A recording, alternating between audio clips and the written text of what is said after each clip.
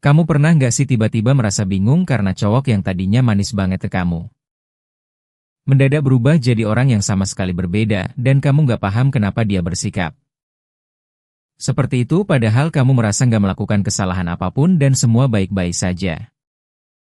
Sebelumnya lalu kamu mulai bertanya-tanya apakah dia sudah nggak suka lagi atau mungkin ada orang lain atau jangan-jangan kamu yang salah padahal sebenarnya yang terjadi adalah hal yang justru kebalikannya yaitu dia terlalu suka sama kamu sampai dia kehilangan kendali atas emosinya sendiri. Dan akhirnya dia melakukan hal-hal yang justru menyakiti kamu tanpa dia sadari dan ini adalah sesuatu yang sangat sering terjadi dalam hubungan percintaan tapi jarang sekali dibahas secara terbuka karena kebanyakan cowok sendiri nggak sadar bahwa mereka sedang mengalami hal ini jadi hari.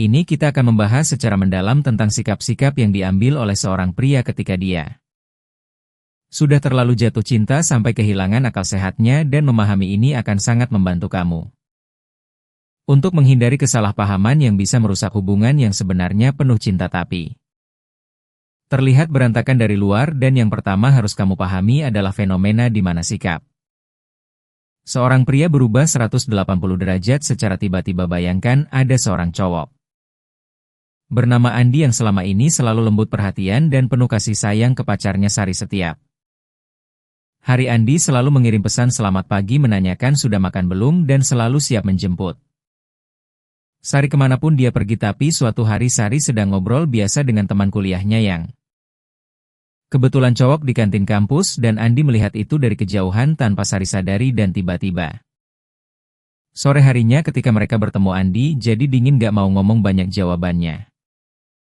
Pendek-pendek dan nadanya ketus dan Sari yang bingung bertanya kamu kenapa sih kok kayak gitu dan Andi menjawab nggak kenapa-kenapa aku baik-baik aja padahal jelas sekali dari nada bicaranya bahwa dia sedang kesal besar dan Sari makin bingung karena merasa nggak melakukan apapun yang salah dan yang terjadi sebenarnya adalah Andi mengalami lonjakan rasa cemburu yang sangat kuat ketika melihat Sari tertawa dan mengobrol akrab dengan cowok lain. Di dalam hati Andi muncul perasaan yang sangat kuat bahwa dia takut kehilangan Sari, bahwa mungkin Sari akan lebih tertarik dengan cowok itu, bahwa mungkin Andi nggak cukup baik untuk Sari dan semua perasaan itu bercampur aduk di dalam dadanya dan karena dia nggak tahu cara mengekspresikan perasaan itu dengan benar maka yang keluar adalah sikap dingin dan ketus sebagai bentuk pertahanan diri yang tanpa sadar dia lakukan dan ini adalah mekanisme psikologis yang sangat umum terjadi pada pria di mana ketika mereka merasa terancam dalam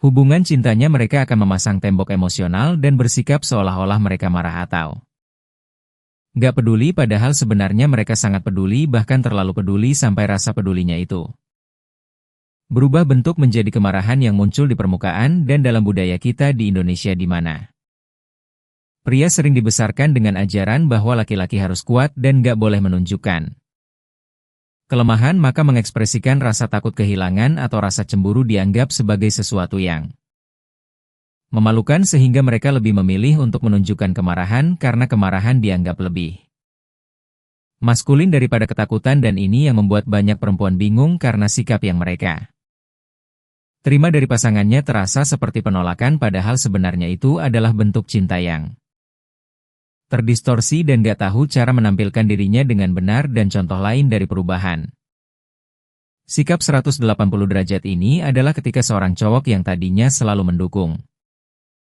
impian dan cita-cita pacarnya tiba-tiba berubah menjadi orang yang justru meremehkan dan mengecilkan apa yang dilakukan pacarnya. Misalnya Sari punya mimpi untuk membuka usaha kecil-kecilan jualan kue online dan selama ini Andi selalu bilang wah keren banget pasti laku keras aku dukung kamu tapi begitu Sari mulai sibuk dengan usahanya dan waktunya untuk Andi jadi berkurang tiba-tiba Andi mulai bilang hal-hal seperti emang yakin bisa untung jualan kue gitu bukannya lebih baik fokus kerja kantoran aja yang jelas gajinya dan Sari yang tadinya semangat jadi merasa kecil hati dan bertanya-tanya kenapa Andi berubah padahal yang terjadi adalah Andi merasa terancam karena perhatian Sari yang biasanya tercurah penuh untuknya sekarang terbagi dengan hal lain dan ketakutan itu membuatnya tanpa sadar berusaha mengecilkan hal yang mengambil perhatian Sari dari dirinya supaya Sari kembali fokus kepadanya dan ini adalah pola yang sangat berbahaya kalau dibiarkan terus-menerus. Karena bisa membuat seorang perempuan kehilangan kepercayaan diri dan merasa bahwa pasangannya enggak mendukungnya lagi, padahal akar masalahnya bukan ketidakdukungan tapi rasa takut kehilangan yang terlalu besar yang gak dikelola dengan baik. Dan hal kedua yang sering terjadi ketika seorang pria terlalu jatuh cinta adalah dia mulai menyerang dengan menggunakan logika dan argumen yang terdengar benar secara akal sehat tapi sebenarnya dilandasi oleh emosi yang bergejolak di dalam dirinya. Ini adalah sesuatu yang sangat licin karena sulit untuk dilawan secara langsung karena apa yang dikatakan oleh si cowok memang terdengar masuk akal tapi cara dan konteks dia mengatakannya sebenarnya bermotif emosional. Bayangkan situasi di mana Sari bilang ke Andi bahwa akhir pekan ini dia mau pergi ke Bandung bareng teman-teman SMA-nya untuk reuni kecil-kecilan dan Andi langsung merespons dengan nada yang terdengar logis tapi ada racunnya. Dia bilang emangnya perlu ya pergi jauh-jauh cuma buat ketemu teman SMA, bukannya lebih baik waktunya dipakai buat istirahatkan kamu juga capek kerja seminggu. Dan kalau dipikir-pikir kata-kata Andi memang ada benarnya. Sari memang capek kerja dan istirahat memang penting, tapi yang sebenarnya terjadi di dalam kepala Andi adalah dia nggak mau Sari pergi ke Bandung tanpa dia nggak mau Sari bersenang-senang dengan orang lain. Sementara dia nggak ada di sana dan dia takut kalau selama di Bandung Sari akan bertemu dengan seseorang yang lebih menarik dari dirinya, tapi karena Andi nggak bisa mengungkapkan ketakutan itu secara langsung karena menurutnya itu terlihat lemah dan gak jantan, maka dia membungkus ketakutannya dalam bentuk argumen logis yang terdengar seperti nasihat bijak, padahal sebenarnya itu adalah bentuk manipulasi emosional yang tanpa sadar dia lakukan. Dan yang lebih parah lagi, setelah dia mengatakan hal itu, dia biasanya akan menambahkan kalimat seperti aku bilang gini juga demi kamu.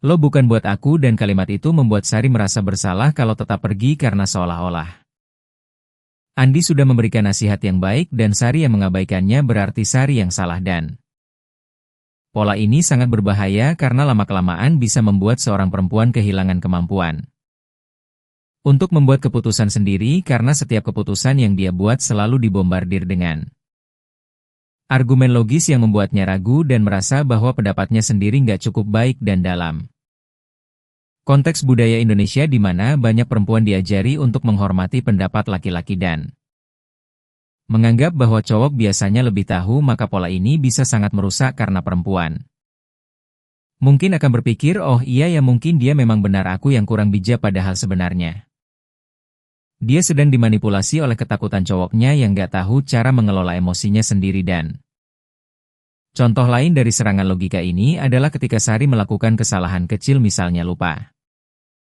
membalas chat Andi selama beberapa jam karena sibuk meeting di kantor, dan ketika akhirnya Sari membalas, Andi langsung merespons dengan tuh kan aku sudah bilang kalau lagi sibuk, minimal kasih kabar dulu, susah ya cuma kirim satu chat doang. Dan secara logika Andi memang benar mengirim satu chat singkat, memang gak sulit, tapi cara dia menyampaikannya yang penuh dengan nada menghakimi dan menyalahkan menunjukkan bahwa ini bukan tentang chat yang gak dibalas, ini tentang rasa gak aman yang dia rasakan ketika dia gak mendapat respons dari orang yang paling dia sayangi selama beberapa jam. Dan dalam beberapa jam itu imajinasinya sudah melayang kemana-mana membayangkan hal-hal buruk yang mungkin terjadi. Dan ketika akhirnya dia mendapat balasan, alih-alih merasa lega, dia justru melampiaskan semua kecemasan yang sudah menumpuk itu dalam bentuk serangan logika yang memojokkan Sari. Dan hal ketiga yang terjadi ketika seorang pria terlalu jatuh cinta adalah dia menjadi sombong dan merasa di atas angin dalam hubungannya. Ini terdengar kontradiktif karena kalau seseorang sangat mencintai pasangannya, seharusnya dia rendah hati dan penuh kasih sayang, bukan, tapi kenyataannya nggak selalu seperti itu karena ketika seorang pria merasa sangat tidak aman dalam hubungannya, salah satu cara dia menutupi rasa tidak aman itu adalah dengan bersikap seolah-olah dia yang paling tahu dan paling benar dalam segala hal. Dia melakukan ini untuk meyakinkan dirinya sendiri bahwa dia layak dicintai, bahwa dia punya nilai lebih, bahwa tanpa dia si perempuan gak akan bisa menjalani hidup dengan baik. Misalnya ketika Sari curhat tentang masalah di kantor bahwa bosnya Memberikan beban kerja yang terlalu banyak dan dia merasa kewalahan alih-alih mendengarkan dan memberikan dukungan emosional yang Sari butuhkan. Andi justru merespons dengan ya memang begitu dunia. Kerja kamu harus lebih tegas dong, jangan mau disuruh-suruh terus, kalau aku sih nggak akan mau. Diperlakukan kayak gitu dan respons Andi ini memang mengandung saran yang nggak salah secara isi.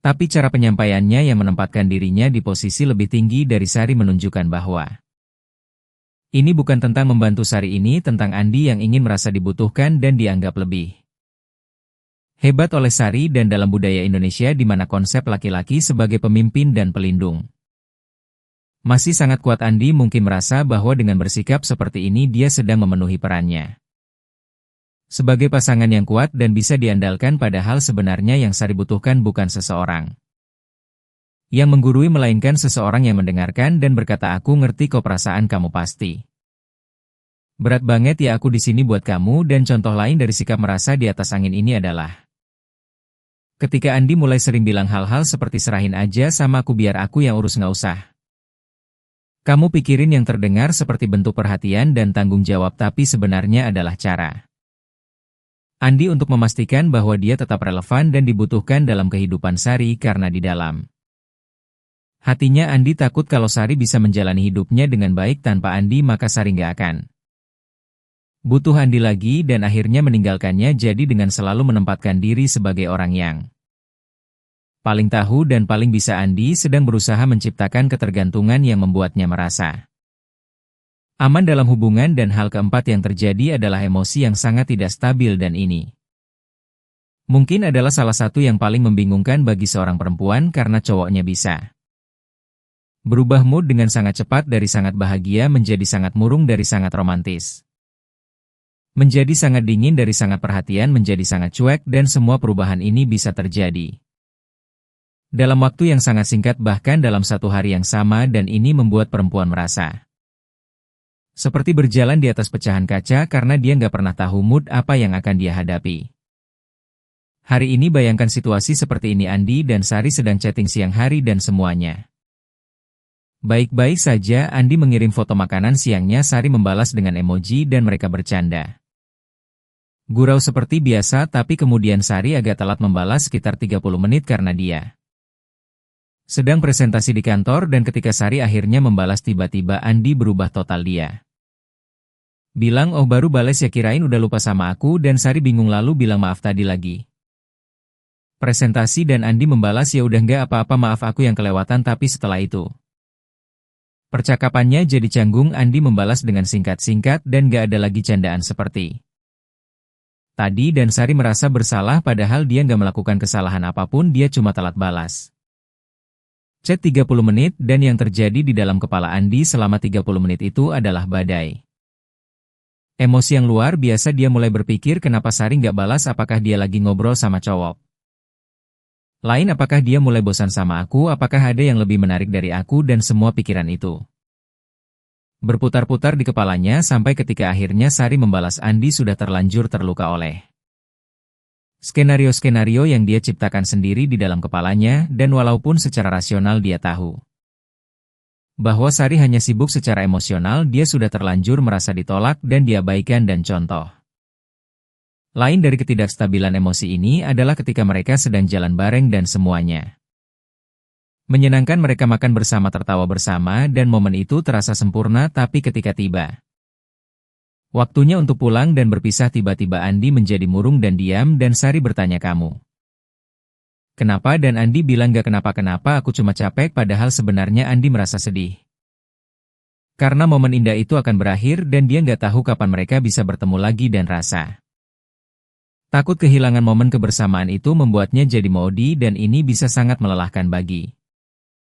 seorang perempuan karena dia merasa harus selalu menjaga mood pasangannya dan selalu khawatir kalau dia melakukan sesuatu yang salah, padahal sebenarnya dia nggak melakukan apapun yang salah. Yang salah adalah cowoknya yang nggak bisa mengelola tsunami emosi yang ada di dalam dirinya. Dan ada satu lagi fenomena menarik yang berkaitan dengan ketidakstabilan emosi ini, yaitu kebutuhan untuk mendapat kepastian secara terus-menerus. Andi mungkin akan sering bertanya ke Sari, kamu masih sayang sama aku?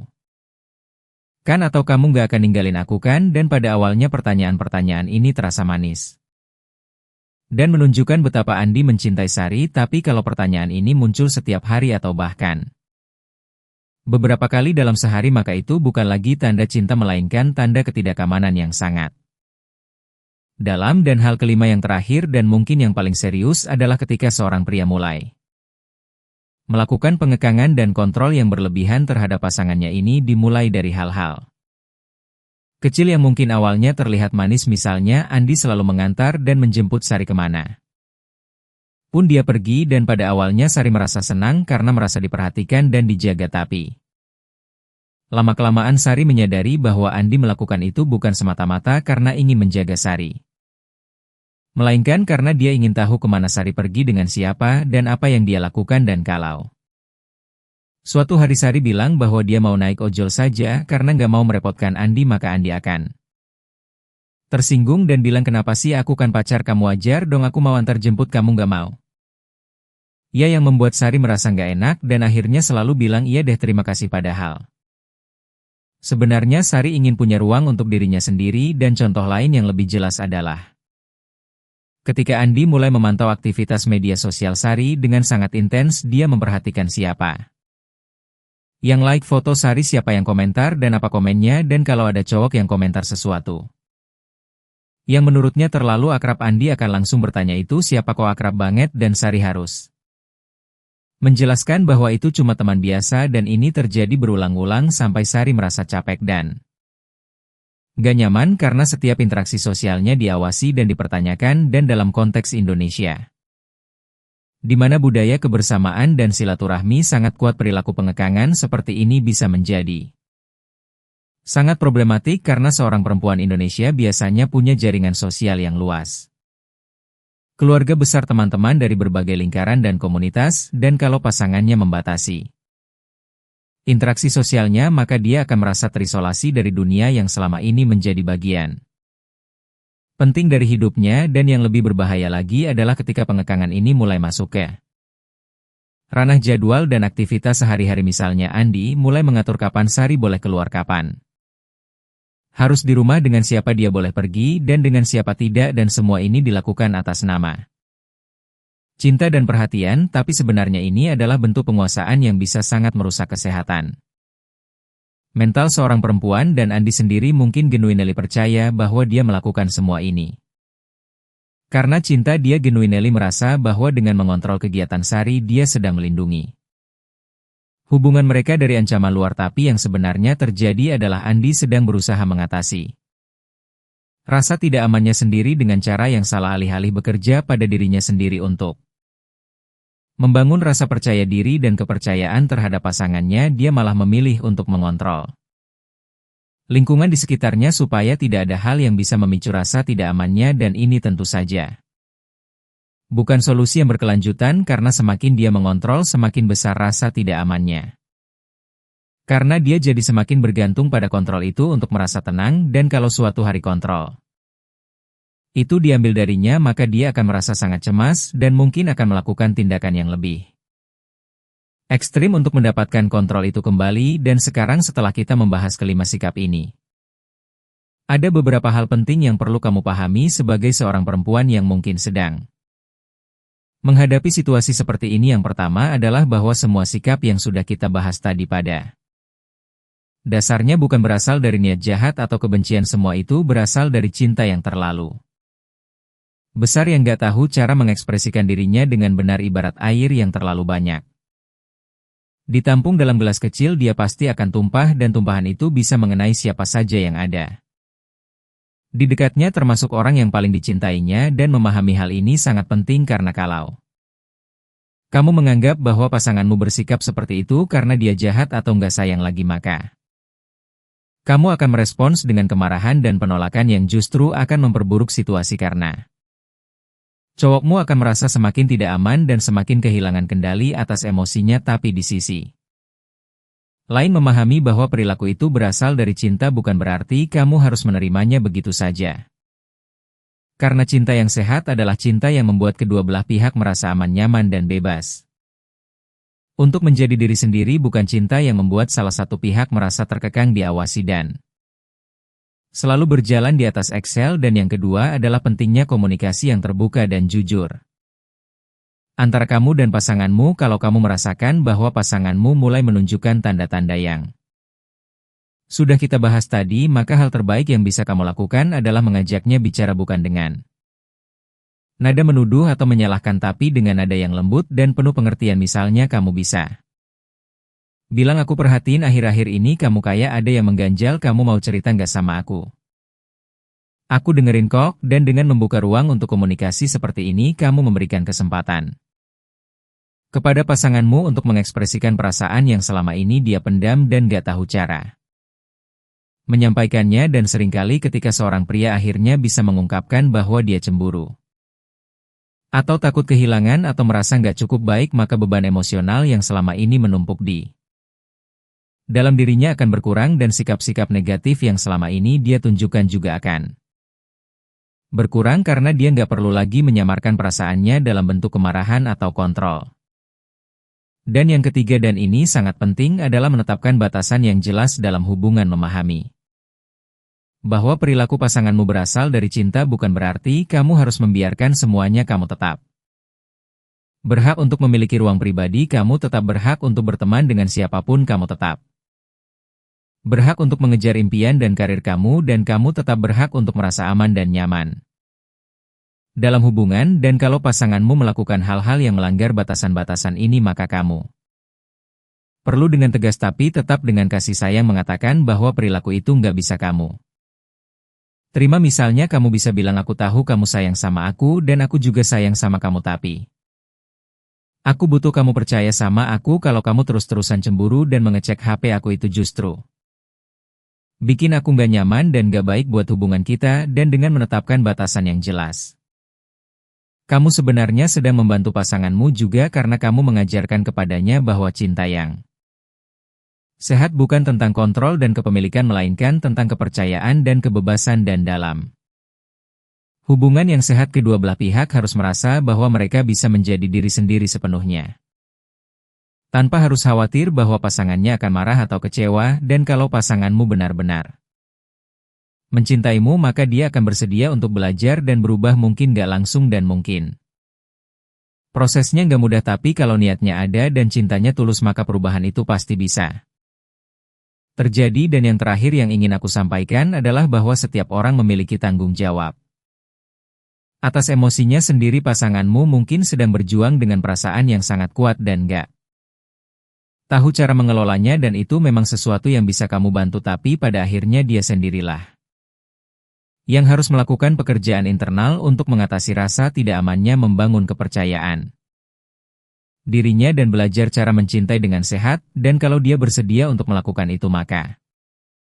hubungan kalian bisa menjadi lebih kuat dan lebih indah dari sebelumnya, karena kalian sudah melewati badai bersama dan keluar sebagai pasangan yang lebih matang dan lebih saling memahami. Dan ingat bahwa kamu juga layak untuk dicintai dengan cara yang membuatmu merasa bahagia dan aman. Jangan pernah merasa bahwa kamu harus menerima perlakuan yang membuatmu nggak nyaman hanya karena pasanganmu bilang itu. Karena cinta yang sesungguhnya nggak akan membuatmu merasa takut, cemas atau terkekang. Cinta yang sesungguhnya akan membuatmu merasa seperti sayap yang membuatmu bisa terbang lebih tinggi, bukan rantai yang mengikatmu di tanah. Dan kalau kamu merasa bahwa hubunganmu saat ini lebih terasa seperti rantai daripada sayap, maka mungkin sudah saatnya untuk duduk bersama dan berbicara dari hati ke hati, karena hubungan yang baik dibangun di atas fondasi komunikasi, kepercayaan dan rasa saling menghormati. Dan semua itu bisa dipelajari dan dipraktikkan asalkan kedua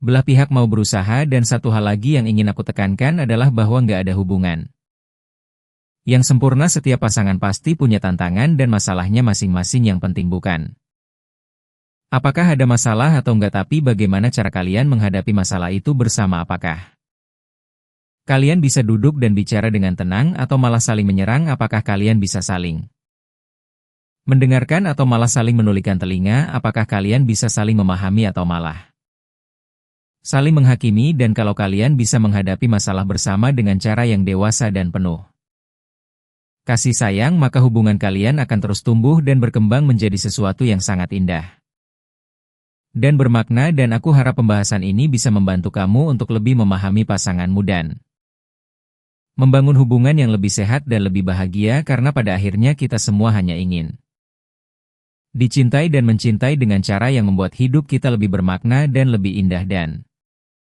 percayalah bahwa kamu pantas mendapatkan cinta yang terbaik yang membuatmu tersenyum setiap hari, yang membuatmu merasa aman dan dihargai, dan yang membuatmu menjadi versi terbaik dari dirimu sendiri. Karena itulah esensi dari cinta yang sejati, yaitu cinta yang gak hanya membuatmu merasa dicintai, tapi juga membuatmu tumbuh menjadi manusia yang lebih baik setiap harinya.